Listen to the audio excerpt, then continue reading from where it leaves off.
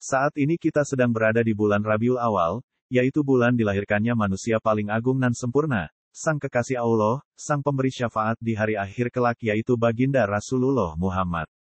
Sebagai umat yang sangat mencintai dan mengharapkan syafaatnya kelak, sudah sepatutnya kita memanjatkan rasa syukur kepada Allah atas kelahiran beliau dengan cara memperbanyak amal kebaikan seperti membaca Al-Quran, bersalawat, bersedekah, bersilaturahim, saling berbagi kasih sayang, dan yang paling utama adalah meneladani perjalanan hidup Rasulullah.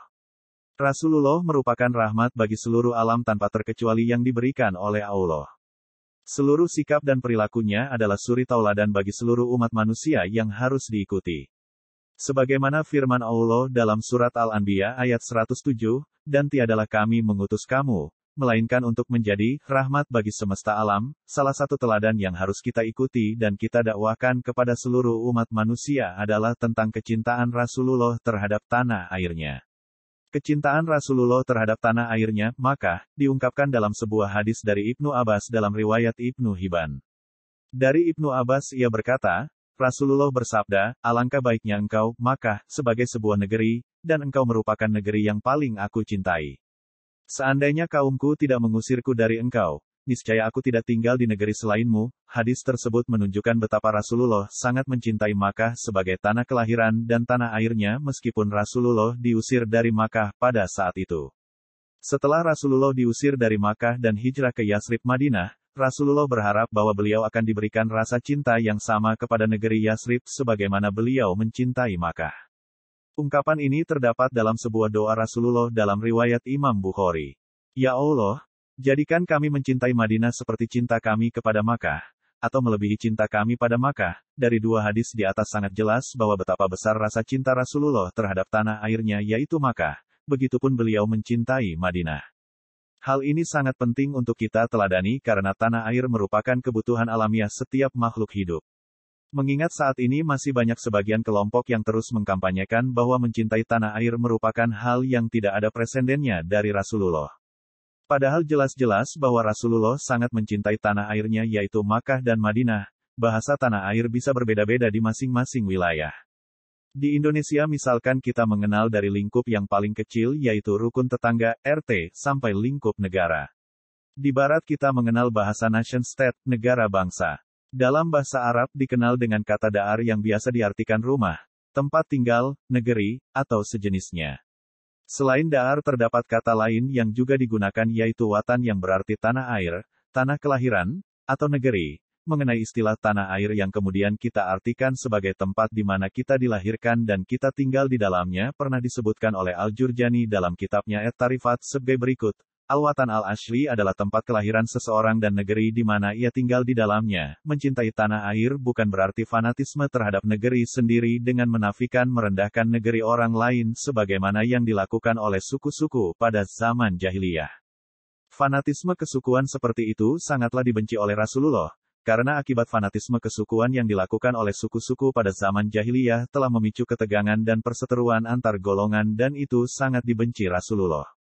Mencintai tanah air yang diajarkan oleh Rasulullah bukanlah sikap fanatisme dan egoisme kelompok. Cinta tanah air adalah tentang pentingnya kita memiliki tempat tinggal yang memberikan kita kenyamanan dan perlindungan atas segala hak-hak kita sebagai manusia. Cinta tanah air juga berarti sebuah kemerdekaan dan kedaulatan tanpa gangguan dari pihak luar.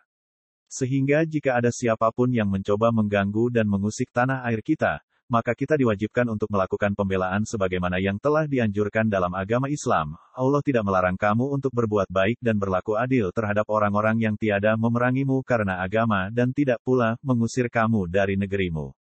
Sesungguhnya Allah menyukai orang-orang yang berlaku adil. Selain sebuah teladan yang sudah dicontohkan oleh Rasulullah, mencintai tanah air merupakan sebuah kebutuhan utama setiap manusia yang dijunjung tinggi oleh nilai syariat. Sehingga para ulama menegaskan bahwa mencintai tanah air merupakan bagian dari iman, hubul watan minal iman. Bahkan para ulama kita telah berkonsensus bahwa membela tanah air hukumnya fardu ain sebagaimana termaktub dalam fatwa resolusi jihad Hadratus Syekh Hashim Asy'ari. Agama dan tanah air, red, negara, beserta peradabannya adalah dua hal yang tidak bisa dipisahkan satu sama lain. Agama adalah ruh utama yang menjadi guide of life dalam menjalankan roda kehidupan berbangsa dan bernegara. Sedangkan negara merupakan infrastruktur kita dalam menjalankan nilai agama. Sehingga kedua hal ini saling membutuhkan dan keterkaitan. Ketika Rasulullah SAW mencintai Makkah, beliau menjadi orang yang sangat peduli terhadap penindasan dan bejatnya moral masyarakat musyrik kala itu. Saat beliau mencintai Madinah, beliau juga membangun masyarakat beradab dengan sistem hukum yang adil untuk masyarakat yang majemuk di Madinah. Begitupun kita harus mencontoh apa yang sudah dilakukan Rasulullah dengan cara berusaha memberikan manfaat terhadap negara tanpa sedikitpun berniat berkhianat atau menghancurkan negara ini. Tentu hal teknis tentang bagaimana bernegara yang baik dan benar telah diatur melalui kesepakatan dan konsensus bersama yang harus kita ikuti selama tidak bertentangan dengan tujuan bernegara. Dengan demikian, cinta tanah air berbeda dengan pengertian fanatisme kelompok.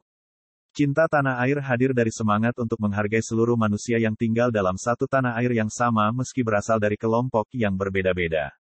Cinta tanah air mengharuskan seseorang untuk hidup saling menghargai, saling menolong, dan saling melindungi.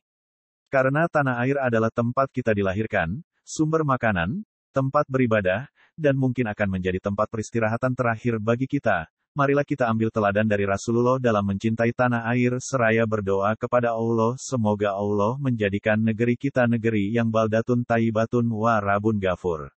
Amin.